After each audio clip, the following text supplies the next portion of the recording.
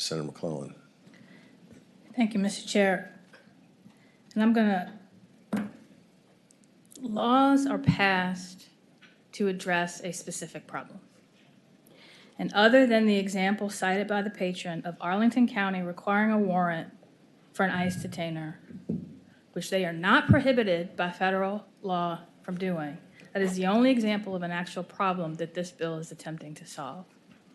This bill is not about MS-13, although I know that is what is trotted out all the time as the boogeyman. But Virginia law requires that anyone taken into custody at a jail or prison have their immigration status checked. Virginia is one of the few states that have an explicit presumption against bail for anyone present in the United States without authority who is charged with certain crimes. We've had that since 2008. If anyone commits a crime and is suspected of being here illegally, there's already a process for that. But here's what this bill is going to do. If you are a victim of a crime, and let's be real, many gangs, including MS-13, target vulnerable, isolated communities, other immigrants. And they prey on their fear, and they are banking on the fact that their victim will be too afraid to report a crime to police or testify because they're afraid when they show up at the courthouse, ICE is going to be waiting for them. We've seen that happen in this country. They are afraid when they go to the hospital because they're sick or to get a transplant or life-saving care that ICE is going to be waiting for them. And we've seen that in this country. They're concerned when members of the community who came here legally, but their papers expired, or something else got caught up in a system in Washington that is broken. They've been in the community for years. They're valuable members of the community. They could be college professors. They could be businessmen. They could be business owners, taxpayers. And they show up to drop their kids off at school, and ICE is waiting for them. We've seen that in this country. This bill does not solve a problem in Virginia. This is a message bill. And this bill sends a message to certain people, you're not welcome here. I'm trying my best not to get militant, but I saw Black Panther and Selma this weekend.